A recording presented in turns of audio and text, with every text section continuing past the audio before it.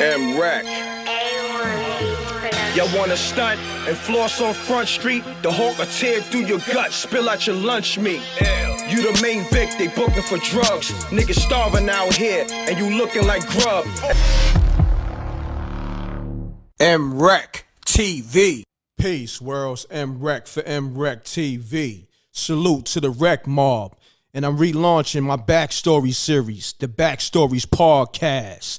Episode 1 featuring Lord Jamar. Let it rip. Peace, worlds. M.Reck for MRecktv. I got a legend in the building. My brother, Lord Jamar, man. Peace. Thanks for coming through. No doubt. Thanks for having me. No doubt, my brother. Salute, salute, salute. Yes, sir. So, can we go to the beginning? Absolutely. Okay. Oh, let me say this first and foremost. You got one of the illest names for a podcast ever. The Guardcast. Okay. Yo, when I heard that, I was like, wow. Ain't nothing topping that. Like, the Guardcast is just, it dominates everything. Yeah, I can't front. My man Cooks gave me that. My man Oh, word? Stove God Cooks. Salute to him. He was just like, you know what I mean? He was like, fuck a podcast. That's the Godcast. I was like, woo. I was like, hell yeah. There you like, go. There it is. You know what I mean? So, Man. yeah. That's a no-brainer. No brainer. Right there. So, let's get into your name. Lord Jamar. Is that your government? That's your Now Cypher. That's my righteous name. your righteous name. Got you. Now, did you give yourself that name or? Yes. Okay. Yeah, like when I got knowledge of self from my enlightened true king, who was from the desert, from Hollis, Queens. But he came to Nerd Shell. He moved to Nerd Shell at the time, and we hooked up on some hip hop shit. You know, he used to DJ and MC a little bit, and I used to do the same thing. And he moved like right across the street from me. Start coming over DJing. He trying to build with me. So once I got knowledge with him, yeah, he just had a list of different names, and you know what I mean. He was like, "Yo, pick one," and once you pick, he said, "Yo, but pick a name that you feel you can live out." And Lord is one who's a master. Jamar born's God through the mathematics. So yeah, that's the name that I went with, and that's who I've been. It's official. It's official. At what age you got knowledge yourself? I have to say around 14, 15. Salute. So before you got knowledge yourself, like, what was your mind state like? Just a regular 85. My mom's came up in the Jehovah's Witness. She had us in that Jehovah's Witness realm. Got you. But like me and my brothers, we probably was like the worst Jehovah's Witness children ever. Like, you know what I mean? Like, we just used to be wilding in there, like fucking sleeping in the middle of the shit, snoring all loud. Damn. Fucking stealing, I can't lie. I stole a couple of microphones out of there because I was into hip hop early, like, you know what I mean? So I got me a couple of, stole me some mic, Yes, sir. headphones and shit like that out of the church. Hell yeah. Damn. Out of the Kingdom Hall, yeah. I got them. They used to have these assemblies up in Monroe, New York. And I remember they had these carpets and shit. Me and my brothers used to run around with our socks on and like get the electricity, and then we used to just be shocking people that we don't even know. Like, you know what I mean? That's crazy. And then running off, like, yo, we was wild. Like, wow. Got you. Where are you originally from, exactly? Born in the Bronx, grew up in Nerd Shell. So, New Rochelle, is that considered like upstate or like? I mean, some people would like to think of it at that, but we only like literally 10 minutes from the Bronx. Yes, sir. You know what I Yes, mean? sir. So we got a lot of that culture bleeding, over on each other. You know? Got you. Is that like right there off the Hutch or on? Yeah, off the Hutch, off 95, Mount Vernon, Yonkers, New Rochelle. We all right there. The next, once you get to the city, anything south of that is the Bronx. Got you. Now, let's go into what was that first, I guess, influence of hip hop for you? Like who did it for you to make you say like, nah, I need to do this. I'm stepping in this arena. Well, my first introduction to hip hop was from a dude that lived in my neighborhood. He was a little bit older. His name was Eddie Hull. And I remember like he went to junior high school before we did, you know what I mean? Got you. So when he went to junior high school, it seemed like he was just exposed to a whole new world. And when he came back, I almost feel like it might have been the first day. I don't know. But he was just start rapping and talking about King Tim III and bongo rock and you know what I mean? And it's just like, huh, what? And then he start playing shit and it's like, like that's crazy. And then we started, you know what I mean? From him, you just started hearing it through other people, like, you know what I mean? And then we started getting tapes and shit like that, Zulu Nation tapes and Cold Crush, you know? And then Rapper's Delight came out on record, and it was like, oh, shit, like, this shit getting serious, like. And then it was on from there. So, damn. I feel like as soon as I heard it, I kind of felt like this is something that I could do. Because as a little kid, at that time, Michael Jackson was the one that, like, little kids would look up to and feel like if you was going to be an entertainer as a kid, you would have to do, like, some Michael Jackson shit. Got you. And if you was real with yourself, you know what I mean? If you couldn't sing like that, if you couldn't spin and dance and all that like that, you like, damn, you know what I mean? Where's there a lane for me? Like, I can't do that type of shit. So when rap and all that came out, it was like, yo, this is a way to sing without really having to sing. Correct. You know what I mean? Like, even when we was doing routines and when hip-hop was about routines, they was singing, but these is niggas that can't really sing, and it still sounds good. I was like, I could do that. You know what I mean? Yes, sir. Like, yes, so, sir. let's go. But I started as a DJ.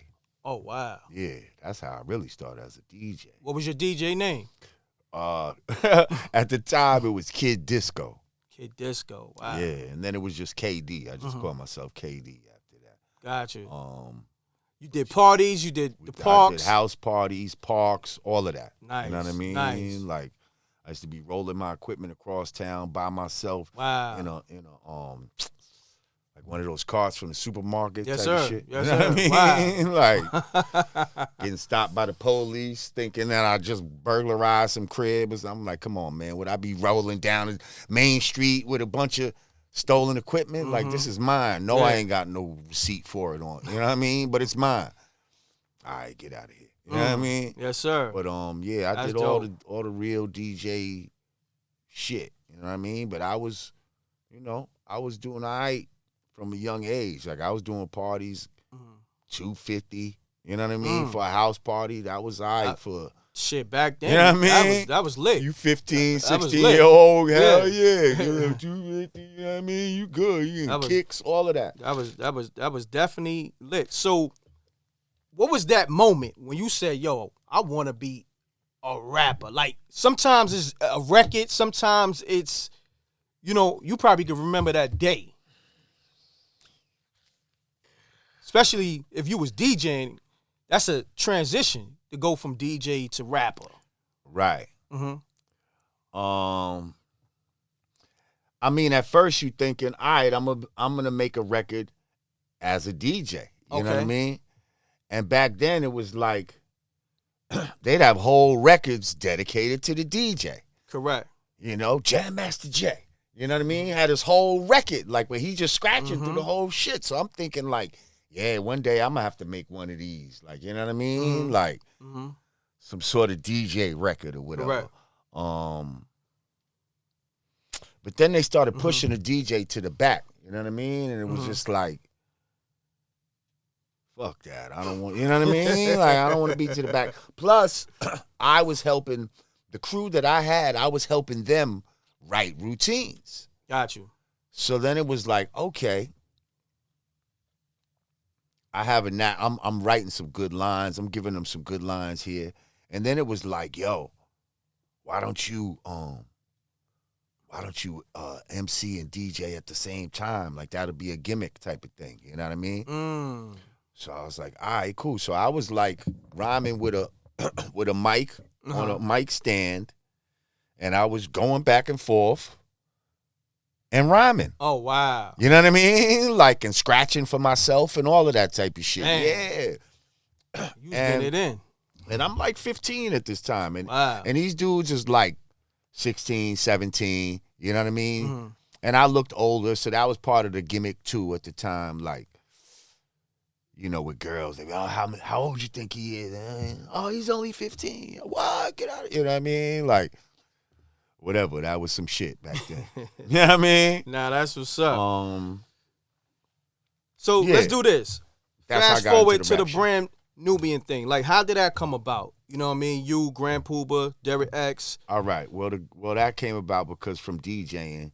So Pooba was famous in New Road. He DJ'd too.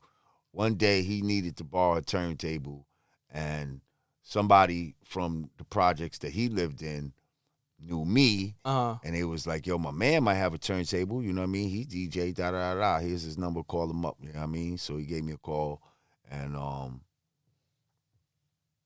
was like, yeah, you could use my shit, nigga. You Grand Pooba. You know what I mean? Like, and ever since then, we kind of got cool or whatever. You know what I mean? And then, I don't know, he seen me rhyming one day in the park. He was with his partner, Dr. Who, from Master Ceremonies. He seen me rhyming in the park.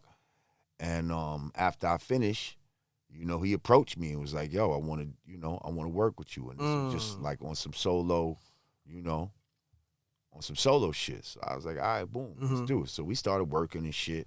And now I'm going to shows with them, Master Ceremonies and all that type of shit. I'm his little man. Like, you know what I mean? Like, Yes, sir. hanging out.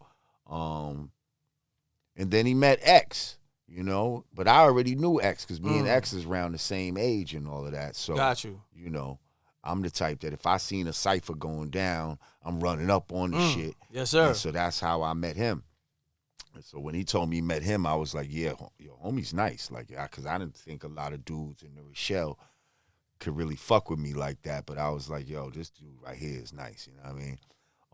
Talking about Sadat. Sadat, yes. Gotcha. But he was Derek X at the time. Yep, I remember. So, yeah, whatever. He's in the group. His group break up. He's kind of, not sure what to do. I'm kind of like, man, that'd be ill if we did a group. You know what I mean? Me, you, and that Derek. Ooh, yeah. You know what? He's like, yeah, that would be ill. And then boom, let's do it. Ill. And then from there, he just, you know what I mean? He got connections. He's making calls. Boom, bam, boom. He's getting us meetings. We don't even have no music. We don't even have a name or nothing. Oh, but word? we getting meetings at record companies. Oh, just shit. on the strength of Grand Pooba. You know what I mean? So one of the record companies we go to is Tommy Boy at the time. Dante Ross is there. He loves Grand Pooba. He's like, yo, I'll sign you right now just on the strength, but, I'm going to have to play something for these people. Also, I'm getting a job somewhere else. I could take you over here to Elektra Records.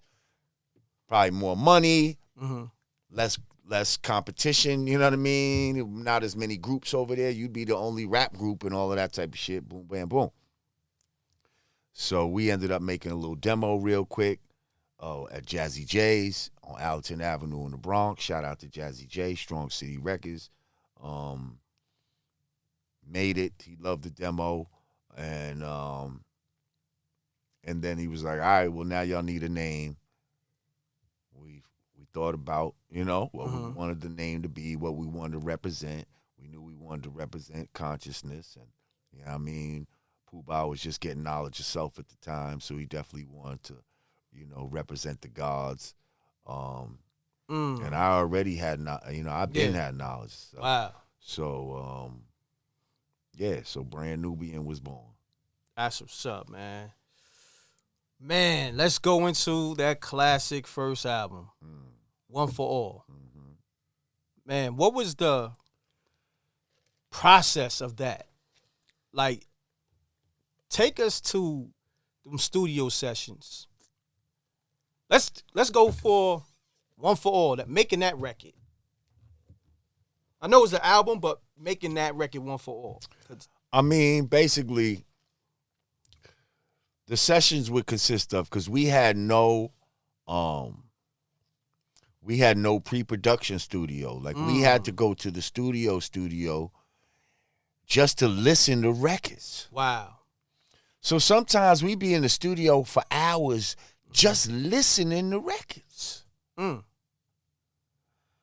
So on a particular day of the One for All, Pooh Bah had this record, this James Brown joint, where it was like an instrumental James Brown shit, some shit that, niggas ain't really was fucking with at the time. Like maybe now niggas know about it because we fucked with it. But at that time, it was kind of rare. And, yeah, we listening to it and, you know what I mean? Start fucking with it and, Pooh Bah really is the one that kind of was fucking with that one right there. Like that was more of a... Are you saying Grand Pooh Bah was producing at that time? Grand Pooh Bah's a hell of a producer. Wow. Hell yeah. Grand Pooh Bah's the one that taught me how to produce.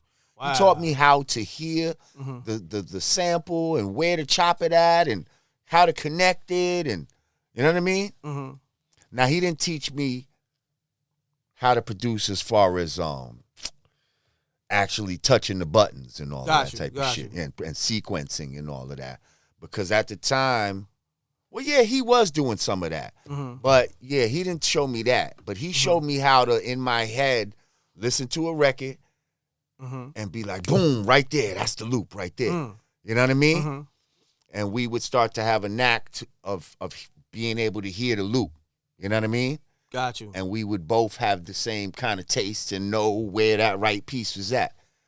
So yeah, Grand Pooh Bah, he plays keyboards and all of that, like with two hands. Like I play, but I had to teach myself, and I only play with one hand. This guy plays with two hands and all of that type of shit. Like shit. Yeah, he plays the drums a little bit. He's a talented dude, bro. Man. Salute the Grand Pooh Bah. Yeah, that's my musical mentor, man. Wow, that's crazy. So, y'all dropped a classic, man. I feel like that album should be mentioned with the Reasonable Doubts and the Illmatics and the Ready to Dies. Even though it's a group album, but classics is classics. You know what I'm saying? First of all, most of the classics come from groups. Why do we keep talking about solo artists when some of the best hip-hop you ever had came from groups? Run DMC, Public Enemy, De La Soul, Brand Nubian, Tribe Called Quest, like NWA. Like, what are you talking about? EPMD. Like technically Arabian Rakim is a group. Gangstar is a group. Facts. What are y'all talking about? But then y'all always want to talk about who's your top 5 solo MCs. You see what I'm saying? Yeah. No, who's your top 5 groups? Yeah. Yeah. In each era. Because you can't, first of all, say a top 5 of all time. Like, you got to go by each era. Correct. Whether it's solo or group. Like, I hate when they say that. Yeah. It's so many more than 5. So let me ask you this. When they mention classic albums, and they always mention those albums like we just mentioned, right? Do you feel slighted? Because let's keep it real. One for All is a classic, hands down. Right. Undeniable. Well, once you bring it up, then people will say that. You see what I'm saying? It's just about bringing it up. It's just about see most of the records that you just named have a certain criminality to it. Gotcha. You know what I mean? Have a certain gangster edge to it. You know what I mean? And our music is considered positive. You know what I mean? Or conscious, or your building, you know your what teaching, I mean? yeah. Or sometimes it's just party music. You know what I mean? I mean, but you had joints like Slow Down, like Right. I mean, our shit, we got, it ain't like our shit was some soft shit. We had some hard shit. Come on. But as far as like, we didn't have pro drug dealer rap. You see what I'm saying? And all those other records that you named kind of feeds into that energy. But if you listen to Slow Down, you're breaking down. Right, but from a positive from a positive standpoint, we're saying don't do that. We're saying slow down. We're not saying, you know, I'm selling drugs to I'm these moving broads. Bricks. Like, Got you. Nah, I get it, but still a no classic's a so classic. but that's why, since they're trying to lead us down a certain road of criminality and steer our perception of what hip hop is, this is why they'll mention those type of albums and not mention It Takes a Nation of Millions to Hold Us Back, you know, KRS-One, By Any Means Necessary, Correct. or, you know, like you said, One for All, or even, you know, a 3 Feet High and Rising. They don't want to mention shit like that. You know, when those are super classic albums too, with a more positive spin to it. You're right. You're right. That's not fair though. You know what I'm saying? Like, we got to restore the order. Well, I'm glad we building right now. That's up to us. Yeah, I'm glad we building right now. So now, okay, that album comes out and it's popping. Right. Because I was, at that time, I think I was just getting into high school. I'm riding with that shit on the train, zoned out. And I'm pretty sure the shows was popping and everything. But at that time, I think Grand Poobah started, like, I guess, buzzing. You know what I'm saying? You know, like, kind of like how Method Man had that spark. Yep. Grand Poobah had the light on him. Yep. And I think he went... And it was well-deserved. Definitely. Yes. He went solo at that time, right? Peace, world. If you're looking to promote and advertise your business or your brand on MRecktv, or you interested in becoming a sponsor and to be featured as a guest on a Backstories podcast, contact MRecktv at gmail.com. That's MRecktv submissions at gmail.com. Yes. He went solo at that time, right? Yes. Now, what was that discussion like? Did he call y'all? Did y'all was in the studio? Nah, it was, you know, that's what made it weird. It was just kind of like, you know what I mean? Just kind of arbitrary, like, you know what I mean? So at the time, you know, I don't know. It was uncomfortable at the time. Got you. You know what I mean? Got you. But did you know what was coming? I mean, you could see certain things coming. You know what I mean? Like, yeah, you could see certain signs on the wall. Got you. But yeah. So at that time, you know, for me and X, it's like, nigga, sink or swim. You know what I mean? Like, either, you know, we could get scared by what he's doing and just, you know, cower in the corner somewhere, or be like, all right, you do your shit, we gonna do our shit. Watch.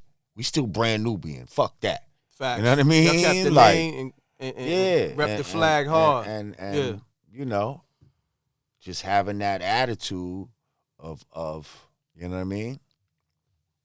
We respect what you doing, but now we gonna do our shit. And we did our shit in our way. It was a little bit different than the first album. It was more, you know, more our energy. Got you. Know what I mean? Got you. Now that's the first album that where I really learned how to produce hands-on. And I basically produced that whole album, except for I didn't know that. Yeah, except for Punk Jump Up. Where Diamond D came in and did like 3 different remixes for the song, for one song, and we used them all. It was crazy. Yeah. Wow. I mean, bringing that up, that was an epic record. You know what I'm saying? Punks jump up to get beat down, man. And what was that like for you? Because y'all always was on the positive. So going into that, Punks jump up to get beat down, was there any like backlash? Well, yeah, but not, not like what you think. Like, there was backlash because of certain shit that we said in there that, certain demographic of people thought that the whole song was about them when it really wasn't. And there was certain like rappers. No, like the alphabet people. Oh, okay, got you. Got you. So when they heard, don't understand their ways and I ain't down with gay, they thinking the whole song is about brutalizing them. Yeah, got you. Because they want to use that as some sort of, but that's not what it was about. So that's the kind of backlash we got, but we didn't get backlash like, oh, y'all supposed to be positive and y'all made a rough song or whatever, you know what I mean? Like the gods been known for whooping ass. That's like, a you know fact. what I mean? Like niggas been let's giving keep out it real. universal beatdowns. Thank you. So come on. You know what I mean? That ain't nothing new. And yeah, let's go into that. Explain to people what is a universal beatdown. I mean, a universal beatdown is something that would occur, especially back in the days if you was a member of the 5% Nation and, if you were quoting your lessons and if you misquoted a lesson, let's say, and a brother tells you, yo, brother, you know what I mean? Yo, you better go home and study, and the next time I see you, you better have that, or else you getting a universal, you know what I mean? You getting justice, because justice is a reward for one's ways and actions. It's either a reward or a penalty.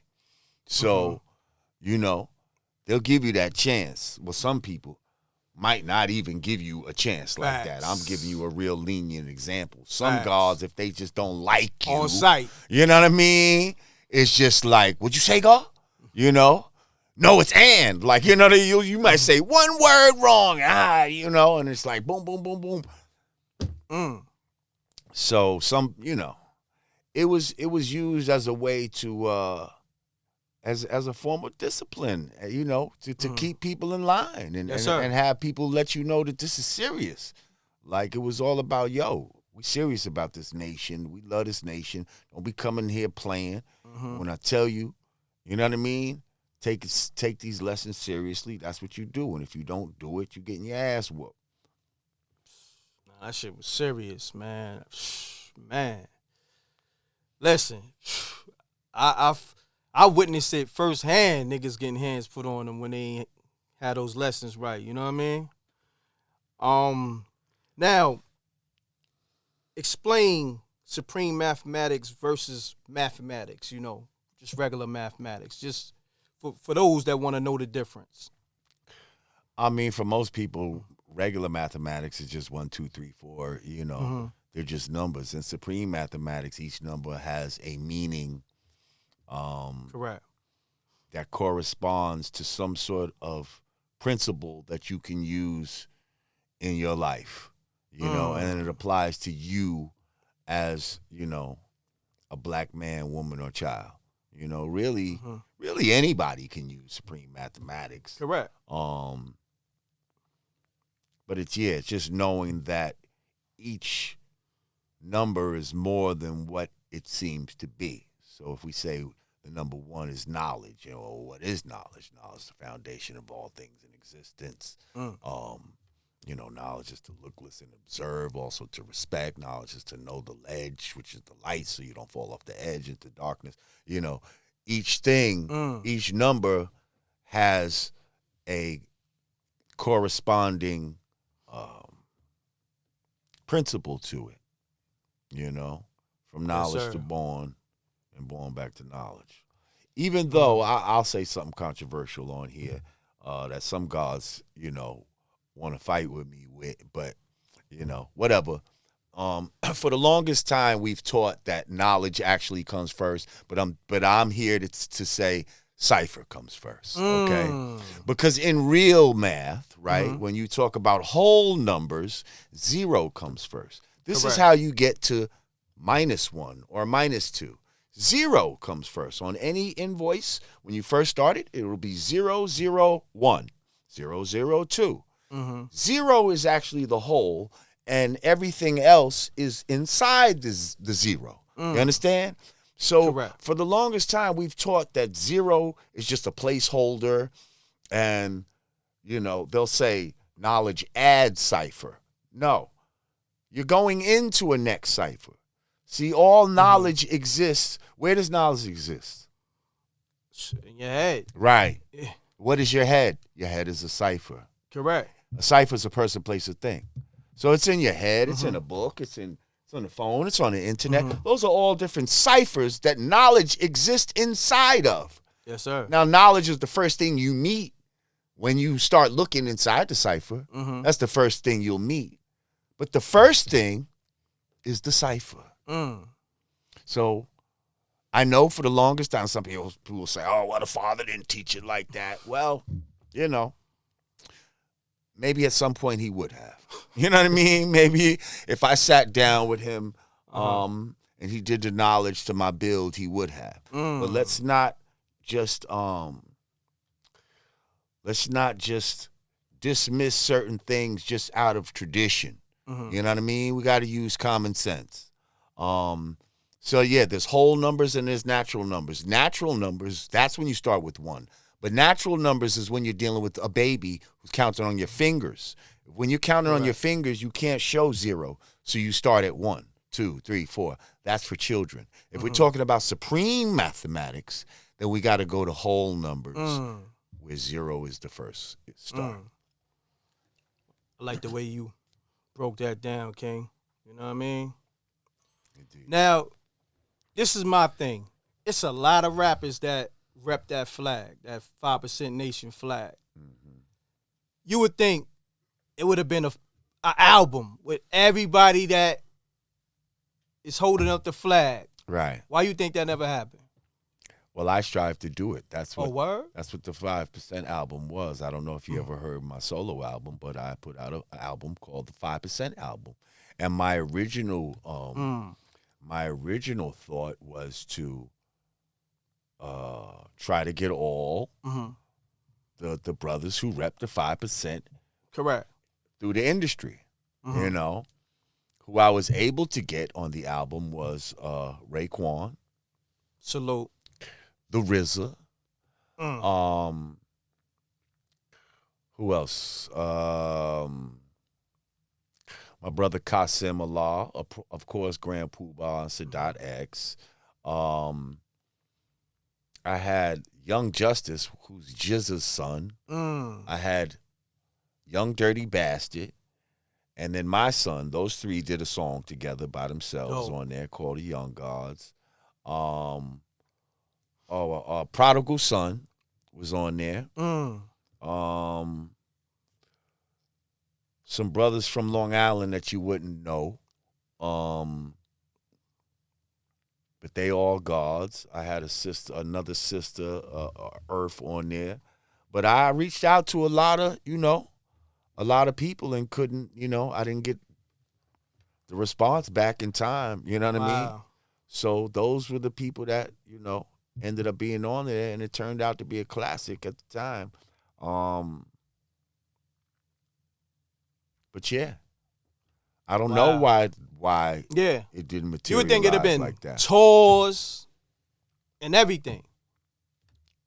I mean, it still can be. Yeah. You know what I mean, us building on it right now. Yeah. Yeah. Put it in the Can manifest that. We're putting it in the universe. Facts. Yeah. Nah, definitely. Now, when was that moment that you got into acting? Like, how did that come about? Was that like a natural transition, or that was like it fell in your lap? I mean, it's something that I always wanted to do, but I ain't really know how to get into it.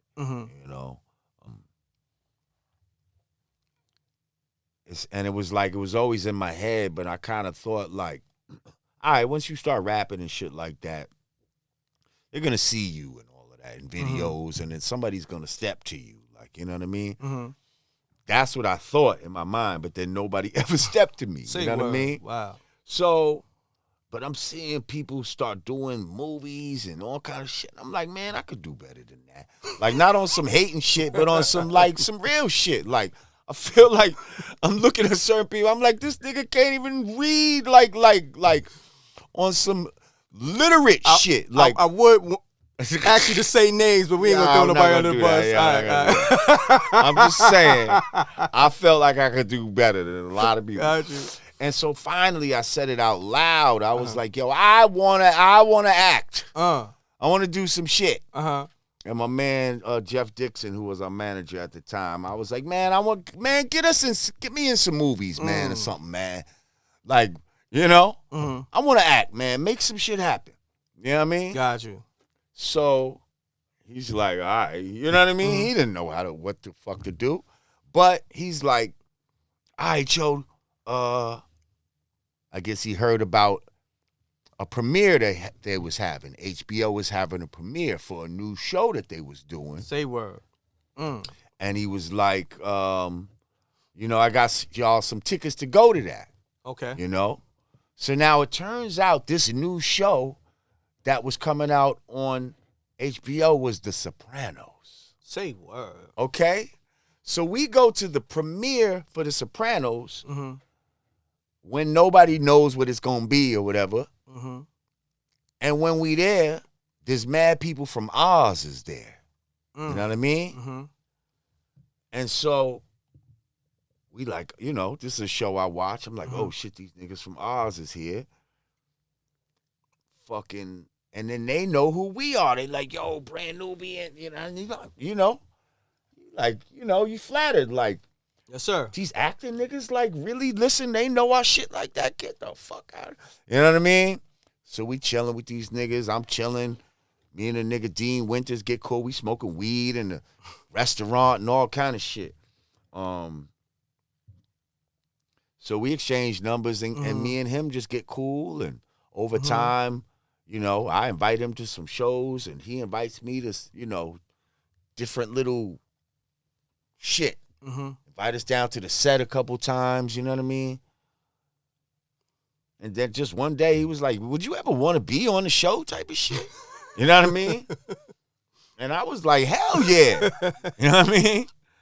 And he was like, all right, you know what I mean? I'm going to get back to you. Like, you know what I mean? And then one day he was called me and he was just like, yo, all right, Tom Fontana, who's the creator of the shit, he was like, yo, he wants to meet with you. You know what I mean? I was like, all right, bet. You know? So hold on, you was in The Sopranos? Yeah, I gotta go back to a lot of shit. Like even ours, I caught episodes here and there. I never watched the whole shit. Right. So I did one episode of The Sopranos. I mean, that's not a show where a lot of black people be on. Facts. But yeah, I did do The Sopranos. Me and Tretch was in that episode together. And what was your role? I played almost like a 50 Cent type character. Oh, okay. I was a rapper who got shot and I was in the hospital with Tony Soprano. So we was like two money dudes that was in the hospital at the same time, but I'm a rapper and he's Tony Soprano. Yeah. And Tretch was supposed to be a rapper that was under me. And then he ends up going to one of Tony's under guys and he sees like how much my career benefited from me getting shot that he asked one of his people to shoot him. Oh, shit. On purpose. Wow. So that his fucking career could fucking blow up. Got you. And the episode is called Fleshy Part of the Thigh. Wow. Because that's what the nigga tells him. Like, yo, I could shoot you in the fleshy part of the thigh. It'll go in and out. You know what I mean? And first Tretch is like, fuck that. But then his character's like, you know what? Let's do it. And they ended up popping them. It's a hilarious scene and shit if you ever get a chance. Yeah, to I'm watch definitely going to watch that. Fuck around, watch that tonight. You know what I mean? Facts, man. What is the role you most known for? The role I'm most known for would probably be Suprema Law on Oz. Yeah.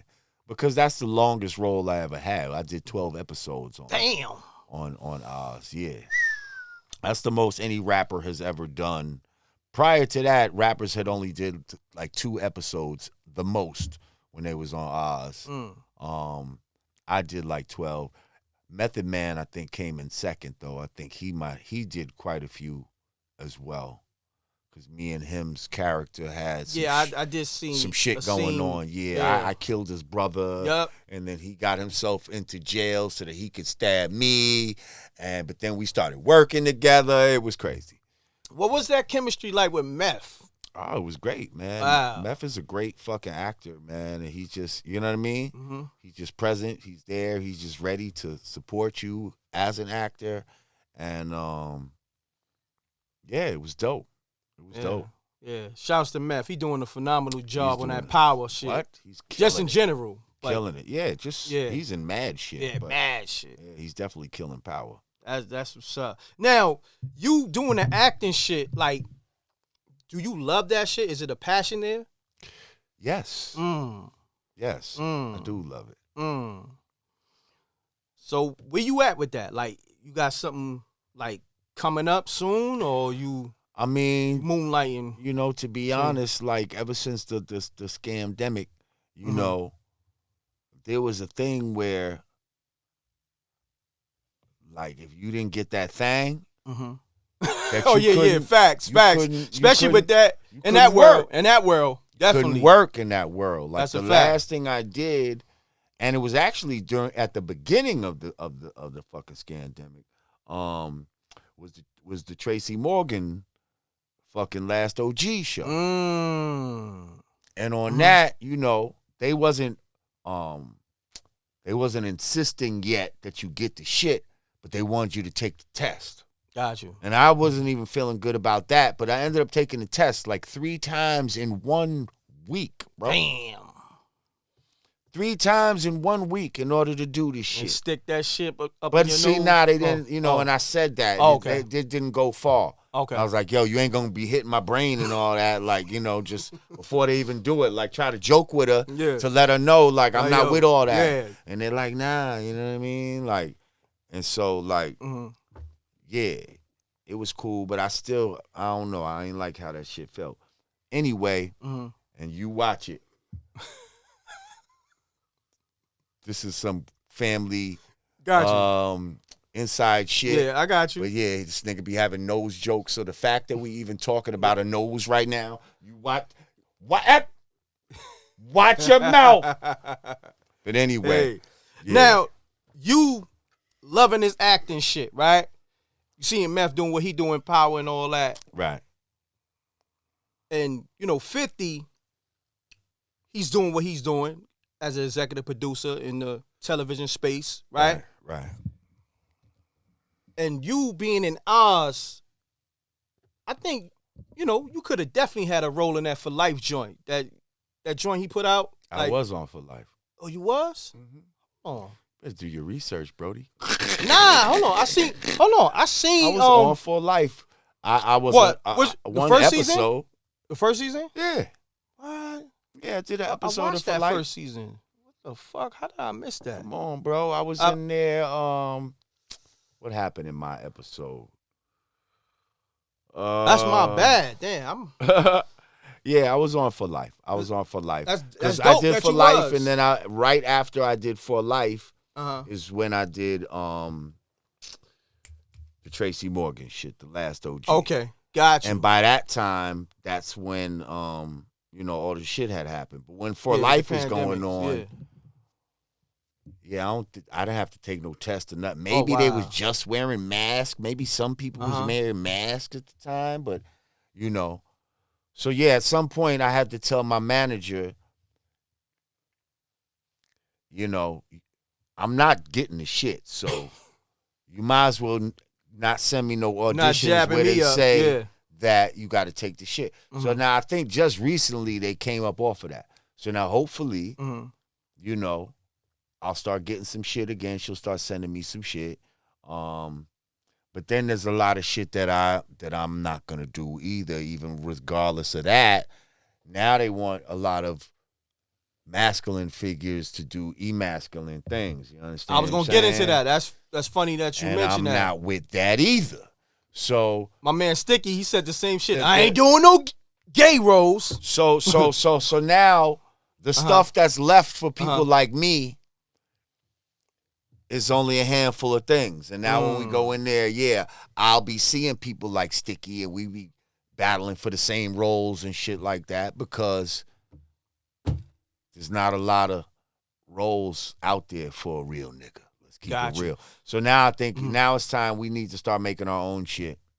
Got you. Now let me ask you this, being that we on the topic. So how do you feel when you see like people like Tyler Perry put the dress on and then Kevin Hart put the dress on and I feel like they doing them. I feel like they're doing something that I wouldn't do. Got you. You know, for all the money, I'm not doing it. You know what I mean? Like the legacy that comes after that, you can't buy that. You can't wash that away. Like the example that you've set for generations to come. Not I'm a with good you one. on it. Not a good one. I'm I with don't you think, on it. you know, whatever money you've made is not a justification. And no aspect. Right, because as much you can donate to all the charities in the world, you're not going to undo the damage that's being done by presenting the black man in a certain way to the world and to himself. Just the weakening of our culture. I agree. Donating to a college or giving people free Christmas presents is not going to fix that. Having your own movie studio, so what? How does that help us as black people? That just helps you as a person. Indeed. Man, it fucks me up, man, because you see people doing their thing, and you like, damn, I'm glad this person I rock with didn't have to put a dress on. Then the next thing you know, motherfucker in a dress. You know what I'm saying? And I'll be like, damn, they got him. Well, I don't think we've seen Denzel in the dress, Never. right? I don't think ever. There you go. So salute to Stand Denzel. strong. Salute to Denzel. Holding the line. You know what I'm saying? Damn, who else? Lawrence Fishburne? Has he put one on? I don't think so. I don't think so. I don't know. Yeah, I don't know. So yeah. So now for Life role, who called you for that? I have a manager. Oh, okay. That I use. Shout out to Lillian LaSalle, Sweet 180. I've been with her for years, and so a lot of auditions, will come through her. Got you. Yeah, Oz is the only joint that was like given to me. Anything else, I auditioned and I got it on the strength of my work. Your work. Yeah. Got you. Is it anything out there right now, like a television show that you be like, nah, I need in that, or yo, I wish I was absolutely. a part of that. The fucking Wu-Tang joint. Oh yeah, The Wu-Tang joint. I'm already campaigning to be Papa Wu. You look at the camera, okay? Papa Wu, Lord Jamar for Papa Wu. See, I knew Papa. Oh, that's who was also on my album. Part of it. He was on the 5% album. Rest in peace to Papa Wu. Rest in peace to Papa Wu. He was doing interludes on the album. We did a video, him and I, for the 5% album at his crib in Fort Greene. You know what I mean? Trust me, I am Papa Wu. You know what I mean? Like I am Papa Wu for these type of dudes. Like for this generation. Like, you know what I mean? That would be dope. Come on, man. Lord Jamar is Papa Wu. And I that throw Wu the fedora on. Like, series. trust me. Yeah. Like, let's go. So that's a joint that right now, I'm. You know what I mean? I want all of your 250-something thousand subscribers on you. I see what you doing, Salute. bro. I see you. Salute To you. Thank you, King. I need all of your 250,000 subscribers to hit up RZA, because RZA I actually put it out in the universe, and it got back to RZA. I seen RZA in the studio one day, and he said they're not there in the story yet. Okay, but we'll see. You know what I mean? But I'd like to apply more pressure. Yeah, well, we're doing that right now. So I'm glad you asked me that. Oh, no doubt, King. No doubt. Wu-Tang, American Saga, Lord Jamar needs to play Papa Wu. Let's go. Let's go. Let's make that happen, RZA. Peace to the guy. Peace to the God. That's dope, man. You know what's so crazy? What's your favorite movie? My favorite movie? It depends what kind of mood I'm in. Yeah, that's off the top of the head. Off the top of my head, one of my favorite movies was Black Dynamite. Black Dynamite is just my type of humor. But one of my favorite, sentimental movies that I'm a sucker for, 5 Heartbeats. Oh, I was just watching that the other day. That's one of my favorite movies. 5 Heartbeats. And I actually had the privilege of hanging out with Michael Wright, who plays Eddie Kane. Wow. And me, him, and my man Star, rest in peace to my man Star, was at this function one time because Michael Wright was on Oz for a minute as well. That's how I was able to meet him and all that and get cool with him. So we at this function for Oz, some party and shit like that. We drunk. You know what I mean? We downstairs. And my man Star could sing and shit. And at one point I was like, yo, Mike. And I'm like, nights like this, I wish. And then we just raindrops would fall. Yo, and he starts singing in, and Star starts singing, and I got to sing Nights Like This with Eddie Kane, drunk. That's crazy. At a club in Manhattan. It was beautiful. That's crazy. That's epic right there. That's epic right there. Hell yeah. That's one of my favorite movies too. Hell yeah. Now, do you see yourself playing like one of those type roles? Like an old school role? Like, say, I think the 5 Heartbeats, correct me if I'm wrong, was that like the Temptations story? Yeah, it was loosely based on the Temptations. Yeah. Okay. I'm glad you clear that up. Because I was like, damn, why this shit seem similar? Because I watched the Temptations and that shit. I mean, even they had Leon who was in both joints. Both joints. Like, I just said that the other day. Facts. And that was crazy. That's crazy. That's crazy. That shit fire too, Temptations. Oh, absolutely. But the 5 Heartbeats, man, that movie, it's just a great fucking movie, man. Got you. What kind of role that you want to challenge yourself with that you have yet to do? That you think you could pull off? Oh, well, definitely I like how they put Meth as a lawyer. I always saw myself as being able to play like a lawyer or something like that. You know what I mean? Like, just not always the criminal mastermind or whatever. You know what I mean? Like, actually I was on the night of, rest in peace to Michael K. Williams. Yes.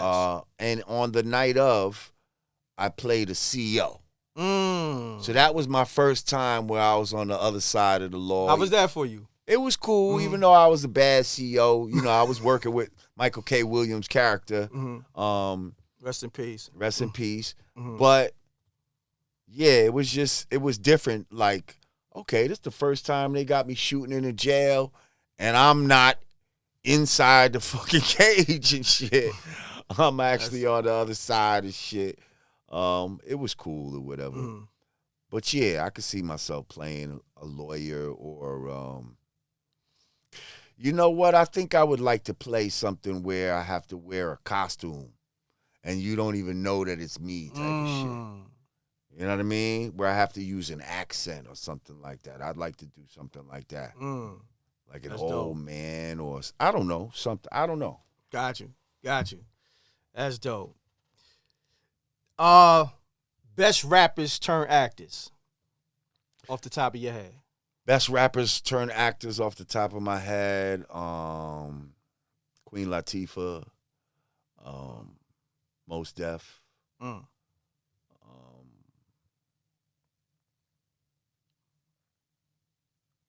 Will Smith.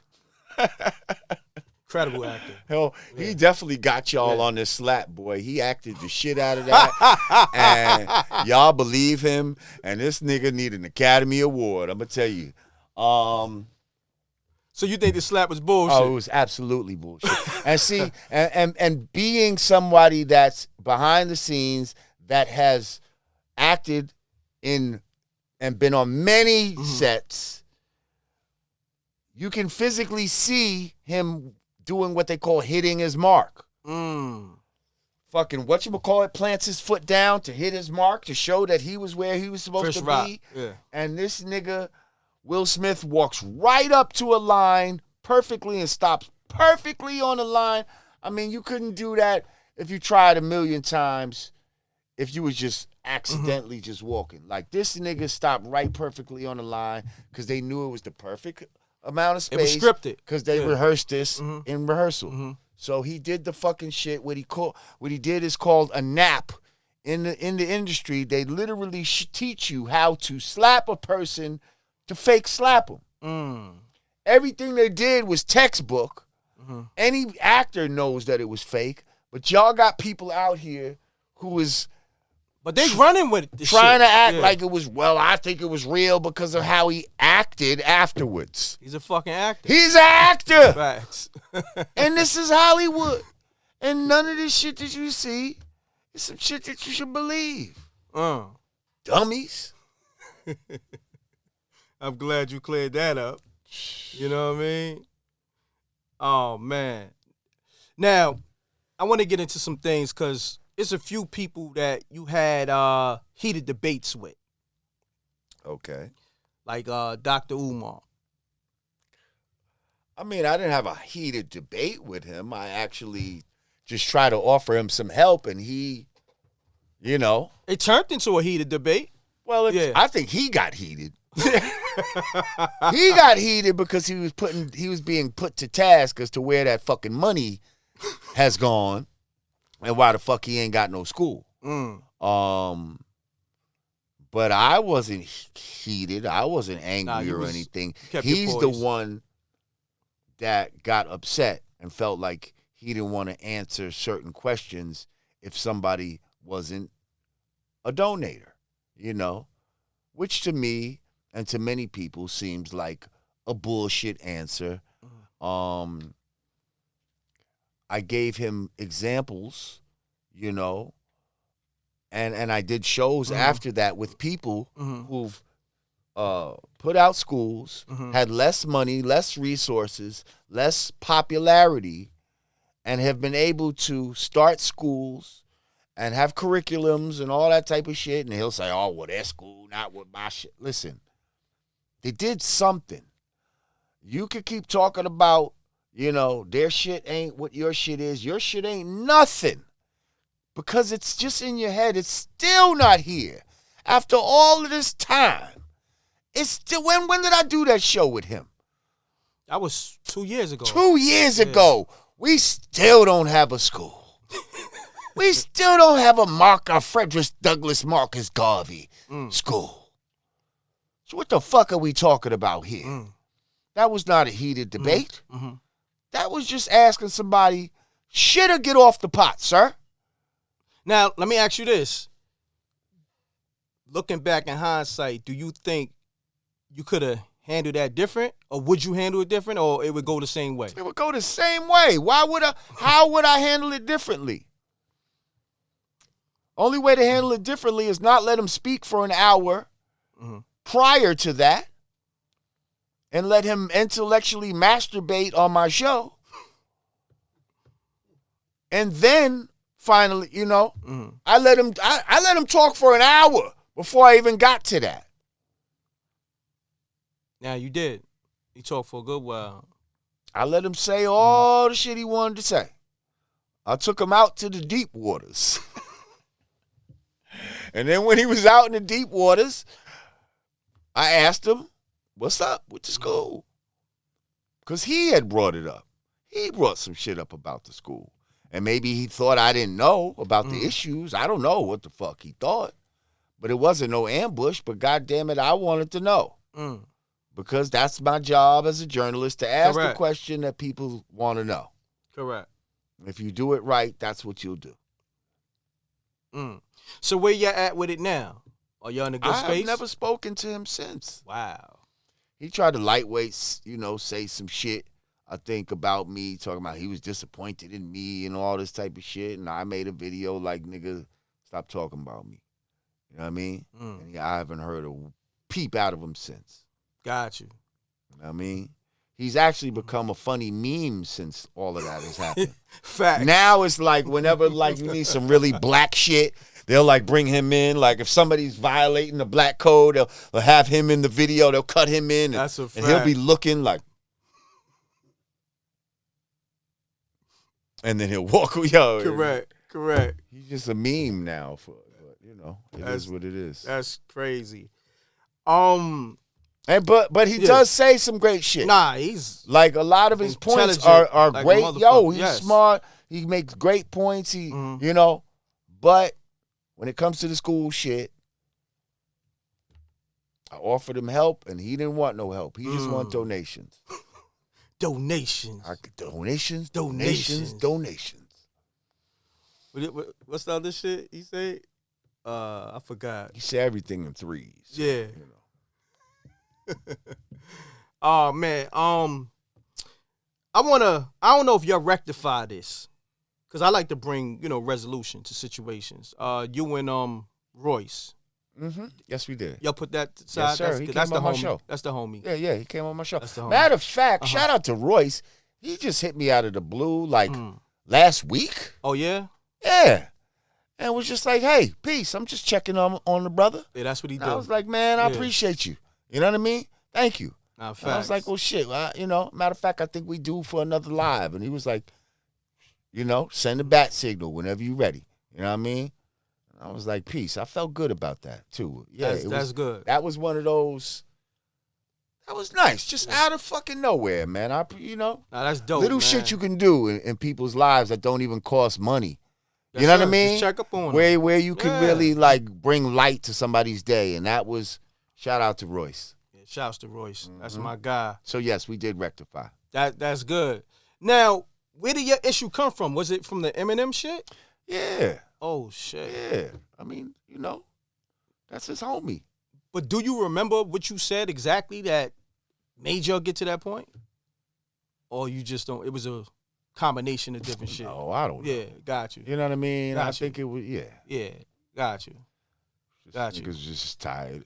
Just tired of seeing me and hearing me at Well, the let me time. ask you this, though. Do you have any will towards Eminem? Nah, I'm just saying, just to put it to bed. This is not about Eminem. This is more about, kind of what Kanye's saying right now. About I'm glad you opened that. This is just about us as black people who are the creators of hip hop. Correct. Okay. This is about us deciding who's who and what's what. That's all it ever was about. Got you. It was never about any hatred towards Eminem. Don't know him personally. It was just about saying,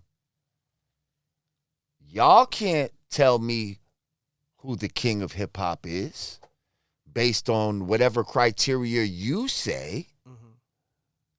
We, as black people, decide who is the king. And it might not be based on how many records they sold. Correct. That's it. But then you get all the kickback and, people want to backtalk me. But so then it's like, so then I had to say shit like, well, if you keep it real, black people, and this is just keeping it real. No shade. But if you keep it real, we wasn't even listening to Eminem like that. You can't name a time. I don't want to keep getting back in this because it's going to yeah. sound controversial. Yeah. But I'm just saying, he didn't have the same impact on our culture that he had on theirs. That's it. Got you. So how are you going to call him the king? I don't care how many records he sells. That's it. That's it. Nothing against him. But it's all the people that want that narrative to go that kept making the shit keep flourishing. So now you building with Royce. If Royce be like, yo, look, I spoke to M. I want your two guys to meet and, you know, just build, you know what I'm saying? On some good energy. Yeah, absolutely. Okay. Cause this never was no beef on my side. Got you. And he made a song and all of that. Like, you know what I mean? Like, and try to hit me in the verse and all of that. But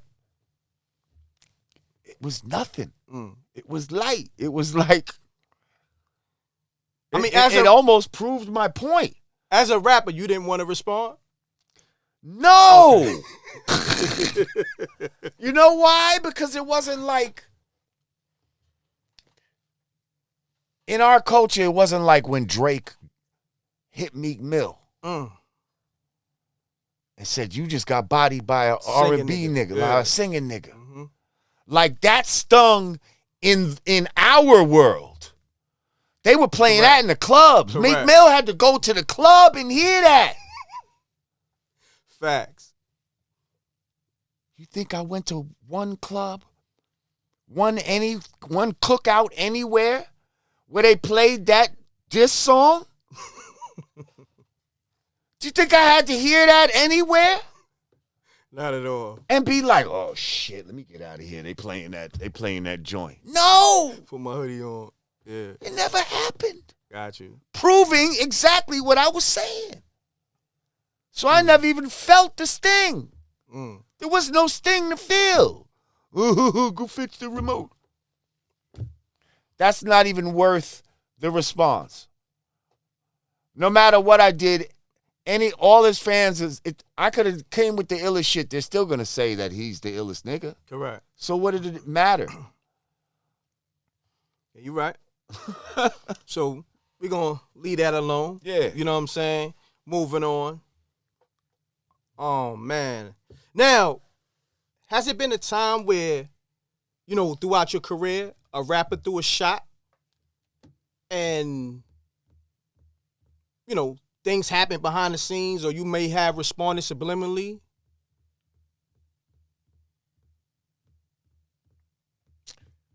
Not really. Okay.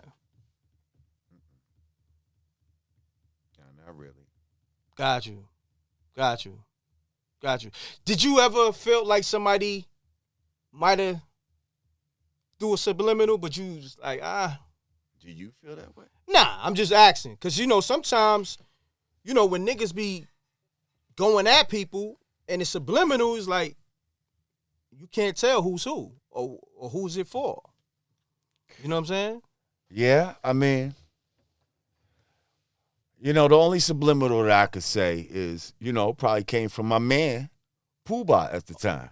Got you. When he said, sorry, I left you, that felt like a subliminal. You know what I mean? That felt like a subliminal at the time. Did you ever speak on that? Maybe, probably. Got you. Yeah. I know y'all in a good but now, space now. yeah, now we perform those songs together. That's you dope. know what I mean? That's dope. A matter of fact, I seen y'all in the summer when y'all the LL we shit. might have had some subliminals on Punk Jump Up.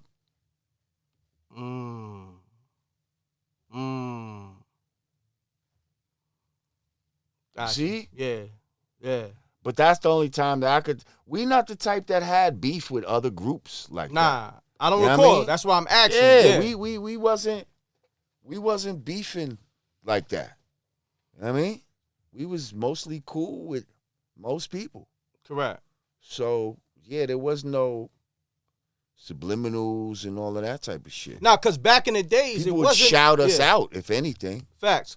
The reason why I'm saying that, because back in the days, it was no social media.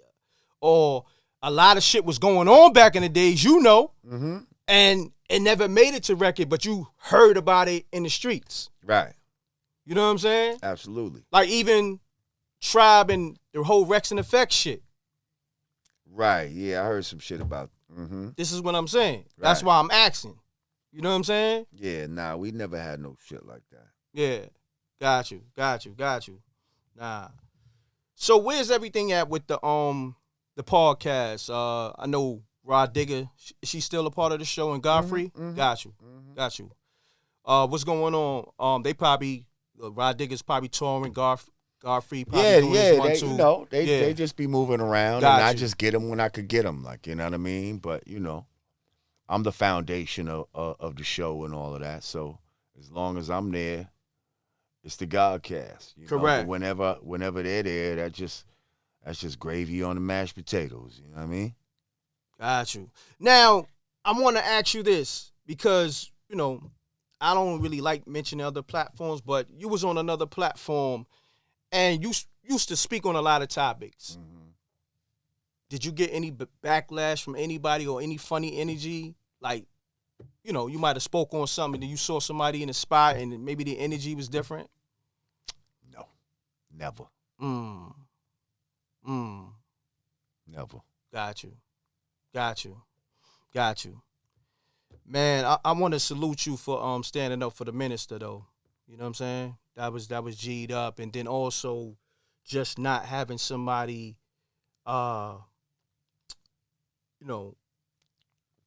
take your kindness for weakness. You know what I'm saying? Right. So I gotta say that. We gotta stay on code as black people. Correct. Because everybody else stayed on code with their people. Correct. You know what I mean? Whether they really rock with them or not. Like, when times get tough, they on code with their people.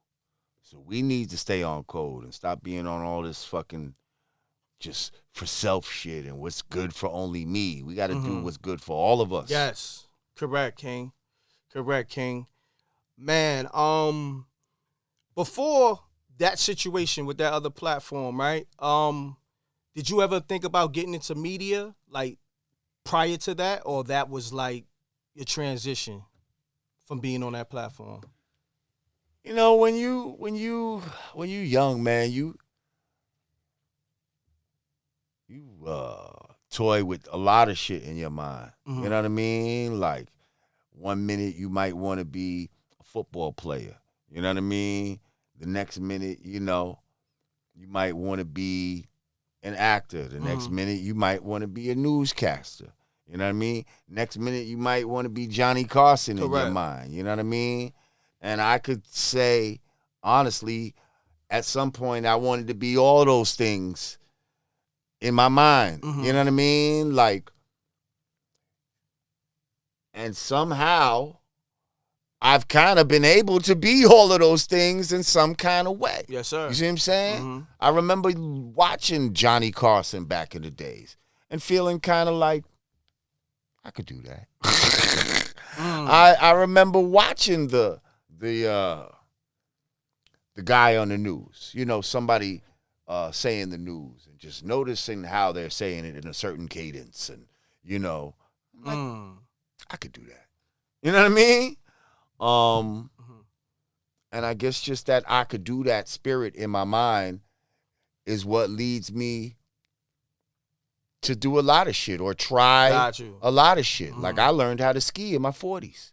You know what I mean? Wow. Like, salute to you. I'm in, I was doing voiceover for ESPN. They sent me to Aspen and shit, and I'm looking, I'm seeing little kids and old people coming down the hill, and what is kicks in my head? I could do that. You know what I mean? And now I'm crazy with it. Like, you know what I mean? Like, so yeah, I think if you have that I can do that, if you have that in your mind, you should try it.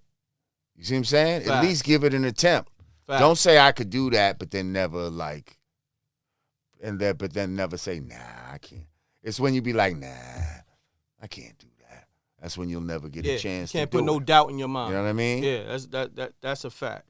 I want to say this last thing on that type of time. I remember when you first got on that platform, on the Vlad TV shit, right? And dudes was like, look at Lord Jamar, he up there gossiping. Did you hear that? No. Yeah, but yeah, I'm sure they were saying shit like that.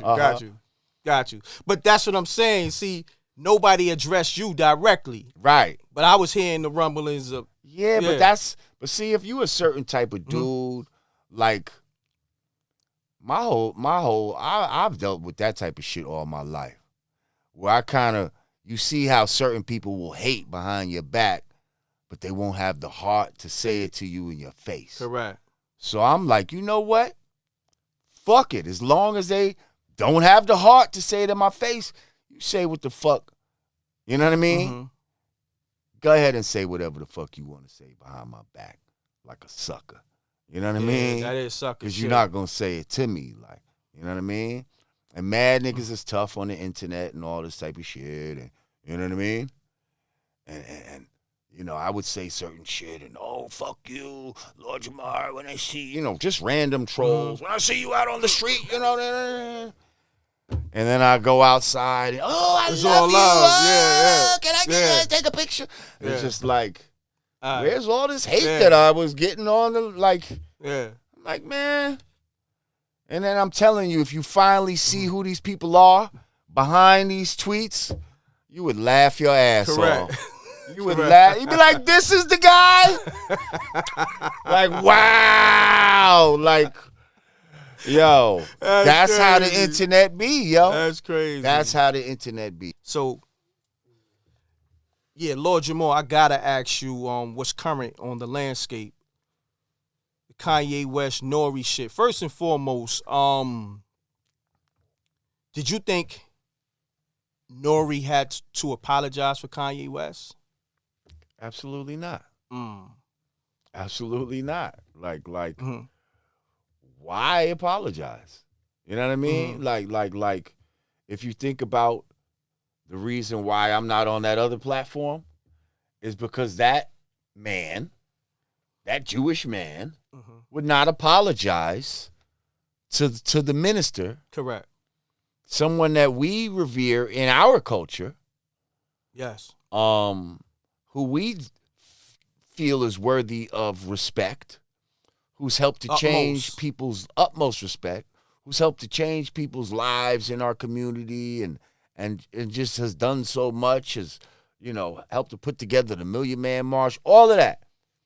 And you couldn't have the respect to give this man an apology, yet we are always expected to apologize when it's the reverse. As if white people's pain and their disrespect is worse than ours. You know what I mean? Correct. It's like everything that you know, with white people, we think is better. We think their ice is colder, their ice cubes is colder. We think their fucking, you know, their cars is better, their house, everything we think that they have is better. And we also think that their pain hurts more. And why you think that is? Because we've been taught to love them more than we love ourselves. Damn. By the slave master. That's the we sick massa syndrome. House nigga shit. But see, hip hop is the roof is on fire. You know, that really goes back to Malcolm X. They was talking about how that goes back to Malcolm X, how he talks about, you know, the slave, the field nigga, when the slave master's house was on fire, he hoped this is a strong wind so that the motherfucker will burn down. It's the house nigga that's looking for the water. To put it out. So in hip hop, we say the roof is on fire. We don't need no water. Let that motherfucker burn. Burn, motherfucker. Burn. Yeah. That's the slave nigga mentality. Now, where you at with it with Kanye West? Just on what he said on Drink Champs and I think he says a lot of good shit, and some things he says is questionable. But whatever he says, we supposed to be in America, and you're supposed to have the right and the freedom of speech to say it. correct. There's no such thing as hate speech. That's bullshit. There's only speech that you agree with or don't agree with. And you can decide how you feel about that. There's no hate speech. America, you're supposed to be able to say something that I don't agree with, and have the freedom to say that. It doesn't have to be popular, what you say. But you have the freedom to say it as long as you're not directly hurting somebody, like yelling fire in a crowded room and causing people to trample over each other getting out this door. That's not the kind of freedom of speech you have. Got you. But if I want to say something about a certain group of people or my view on anything, you know what I mean? My view on anything. In America, in the First Amendment is your freedom of speech. Correct. Now, how did it make you feel when he said what he said about the George Floyd situation? Didn't make me feel anything. Other than curious about what he was talking about. Because, first of all, everything that appears to be is not always what it is. Correct. So just like y'all got fooled with the slap, I don't know what's going on there. I don't know what documentary he was talking about when he said, you see it in the documentary, that he's talking about some Candace Owens documentary that I didn't see. Okay? So all that I thought was, it was almost like I put a little pin on that. What's he talking about? But no part of me was outraged or angry or fuck that. He can't say that. You see, that's some shit that came from the media. That's some shit that came out the next day where I feel like, because he was so brilliant to say, I'm actually jealous of Jewish people. I want us to be like Jewish people. That was, when he flipped it like that, they was mad. So they was like, how can we get black people? Black people are not going to be mad at him for what he said about Jewish people. So let's get black people mad at him about what he said about George Floyd. That's what they'll get mad at. But we didn't organically get mad. We had to be told that we to be mad about it. And it was only the next day, and then when we heard that his family might be suing them, even though that's not confirmed. We don't know that that's true. Correct. Because we also know that Kanye donated $2 million in 2020 to George Floyd's daughter for her college tuition. So we already know he did that. So why would they be so quick to bite the hand that's already fed them? But don't that make it hypocritical on his part, though? On whose part? Kanye. If you donated to George Floyd's daughter. Right. What does that have to do with what? If you come into a certain information, what does that have to do with anything?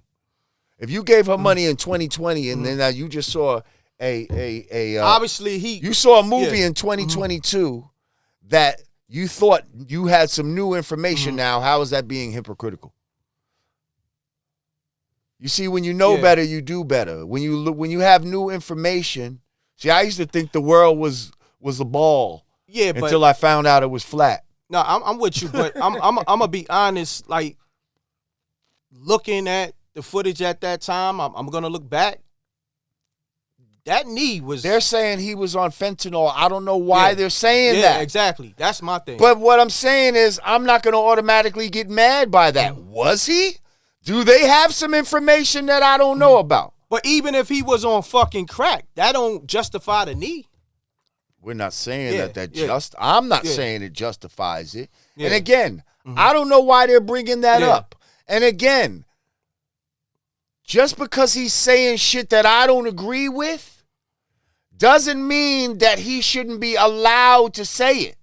Correct. Because when we start talking about what you're allowed to say and what you're not allowed to say, we are on a slippery slope. Yo, we gonna definitely have to build. We are on a very slippery slope when we do that. Yeah. When we start saying he can't say that. You see? Yeah. Because then tomorrow they're going to be saying what you can't say. And then it's going to go from what you can't say to what you must say. See, right now, you think, okay, if I just avoid not talking bad about Jews or LGBT community, my channel will be cool. Right? They're going to fuck with you regardless. But let's say now, yeah. as long as you don't do that, you cool. Now, what happens when they come with the new terms of service and the new guidelines that say every 3 shows you must promote LGBT? You must promote whatever it is you don't fuck with. The jab. They just say, yeah. You must promote that. You must. And if you don't, we're going to demonetize you. Yeah. That's what's the next step. If y'all keep cheering on this fucking Nazi shit that's going on right now. But you think it's good when it's, good for you. You don't see how they can flip it back on you. Correct. So please, people, stop being so gullible. Stop being so stupid. One of the good things about America was the free speech shit. If you lose that, what the fuck? What do you even have? What is good about America then? What do we even have? Correct. Over any other dictatorship or any other communist country? What is here that's special? Capitalism? Capitalism? Come on, people. Wake up. Man, my brother, I appreciate you coming through, building with me. Thank you, and man. Dropping no them doubt. jewels. Let the people know how they can reach you on social media and tell them about your platform again, my brother. Yeah, you can check me on, all social media at Lord Jamar. You can check me out on YouTube at the Yanadameen Godcast. That's YADANAMEEN.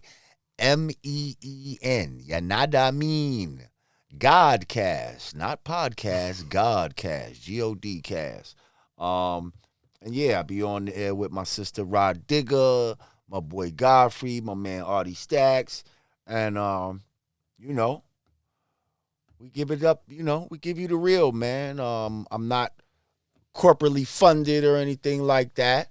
So if you want to donate to the channel, go to cash.me/$, you know what I mean? You can join my Patreon to get exclusive clips and all of that. Get the interviews full before we chop them up and all of that type of shit. And subscribe, like, and all of that, and share and all of that. You know how that works. Yes, sir. Hey, yo, peace. This is Lord Jamar, brand Nubian, you know what I mean, Godcast, and you checking out MRecktv, you heard? Peace. Peace. M.Reck. Y'all wanna stunt and floss on Front Street? The hawk will tear through your gut, spill out your lunch meat. You the main vic, they booking for drugs. Niggas starving out here, and you looking like grub. Peace, world. If you're looking to promote and advertise your business or your brand on MRecktv, or you interested in becoming a sponsor and to be featured as a guest on a Backstories podcast, contact mrecktvsubmissions at gmail.com. That's MRECKTV submissions at gmail.com. Peace. Most people don't know I stopped selling dope to do comedy. That is an amazing thing. Yeah, for real. No, you don't have to clap. You don't have to clap. Because I've been watching people size me up. Be real shit. Because I got this white jacket on. No. Yeah, I stopped selling dope, but I ain't never stopped being a criminal. I'm a king. Riding through the streets like a king. I'm a king.